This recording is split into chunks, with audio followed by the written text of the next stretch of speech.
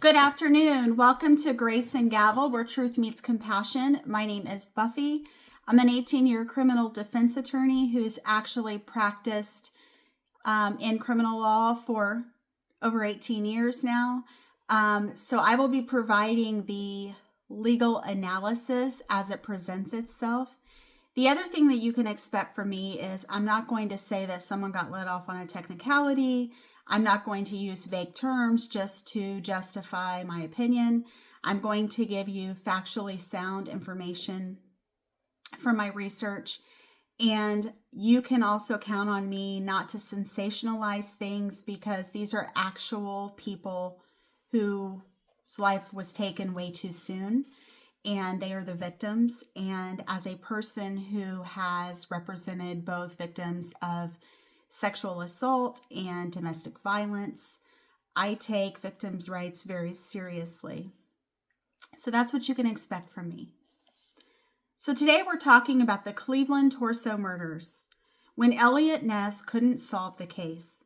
And for those of you who've seen The Untouchables, whether you've seen the Kevin Costner version or the Robert Stack version, you know that Elliott Ness has something of a reputation as a legend. So for Elliott Ness to not be able to solve this, granted, he didn't have the technology that we have today, so that makes sense. But ultimately, it shows that no one is infallible, and sometimes the bad guys really do win, unfortunately. So this is the Cleveland torso murderer.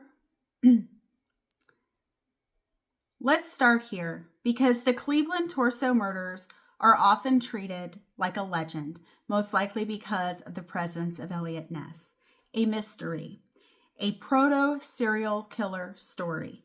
But when you strip away the mythology, what you're really looking at is a case study in legal and institutional limitation. This wasn't just about a killer who couldn't be caught. It was about why he couldn't be caught.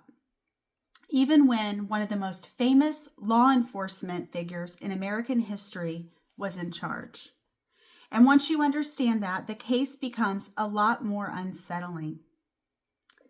Let's set the context with the facts and the legal reality.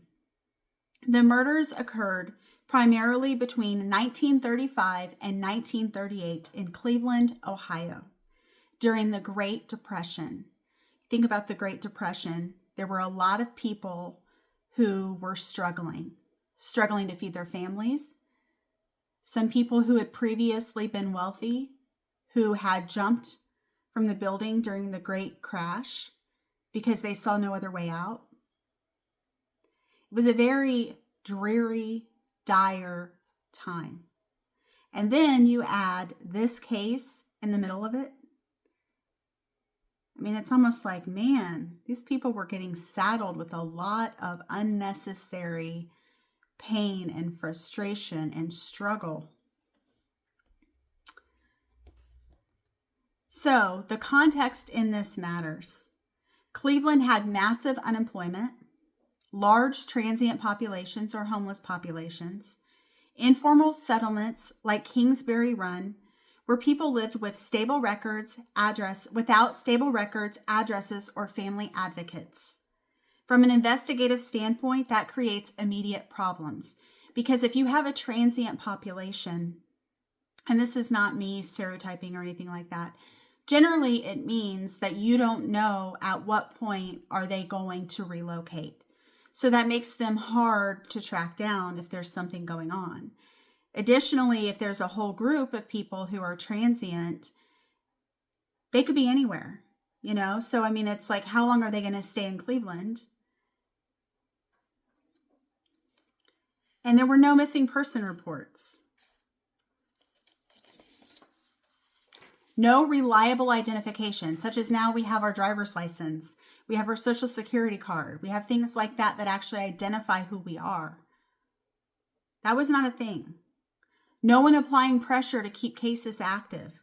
At least 12 victims were officially linked to the torso murders, though estimates go higher.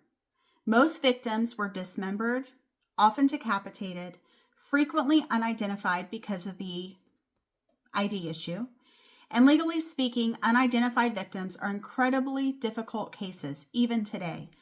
If you are a true crime follower, which I am, I see a lot of cases where they have models of people done in clay to try to determine their identity.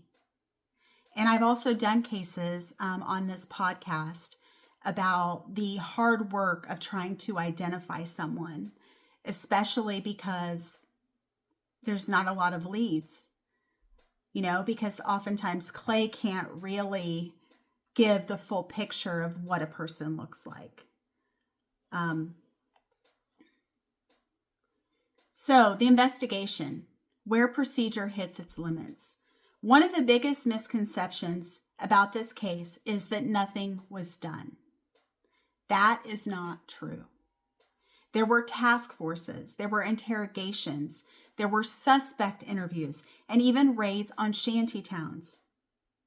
But here's where legal reality comes in.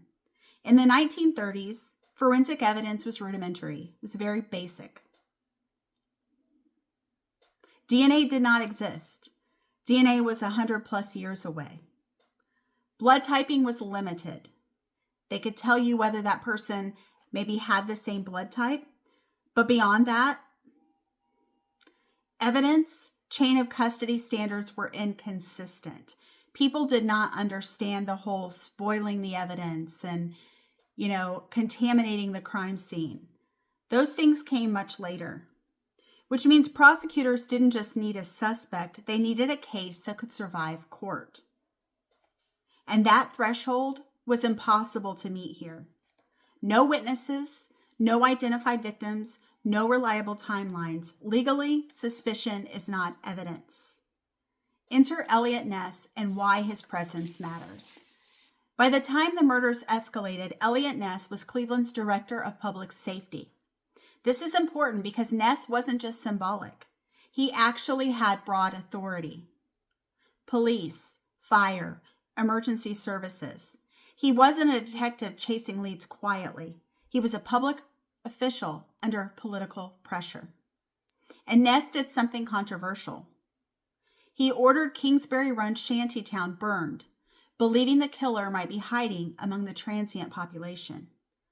From a modern legal lens, this raises serious issues. Collective punishment. So essentially, it's like punishing someone without due process. So he assumed that the killer was hiding amongst the transient population. So he punished people who were likely not even guilty of anything. They were just trying to survive. I mean, you heard about some of the dire conditions in Cleveland at that time. It was displacement without due process, destruction of potential witnesses and evidence. But in the 1930s, the legal framework was looser, and desperation often overrides restraint. Still, the killer was never caught. And why this case failed. Here's the hard truth. The case didn't fail because Elliott Ness was incompetent. It failed because the system was structurally ill-equipped to protect people without identity, status, or advocates.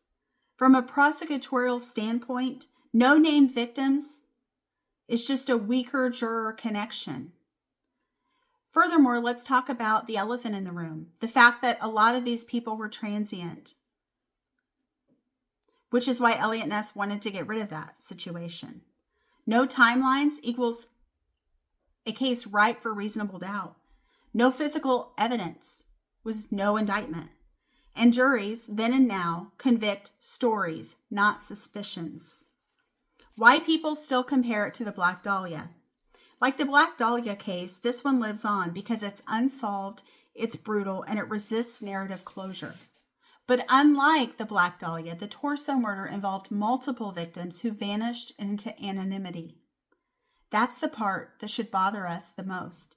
These were people, a lot of people who were brutally victimized and treated like they were mannequins or nothing. Was it because they were lower socioeconomic status? Was it because at that time they were seen as transient and not as worthy of solving their crime? I don't know the answer to that. I think that's something that can kind of maybe sit and think about it. Just because, I mean, the fact that he thought it was okay to just burn down their settlement, that doesn't seem right. Because justice isn't only about catching a killer. It's about whether the system even fully tries when the victims are invisible. And these victims were clearly invisible, given the time, given the widespread issues that Cleveland was having at the time. The Cleveland torso murders are unsettling not because they're mysterious, but because they show us the outer edge of what the law can do. Even with authority, even with effort, even with a legend in charge. When victims don't have names, power, or advocates, justice becomes fragile. And we should all be worried about that. We should all be upset about that. And that's not a historical problem. That's a structural one. Thank you for tuning in. And I hope that you will come back and join us again soon. I appreciate you all, and I hope you all have a great day. Bye-bye.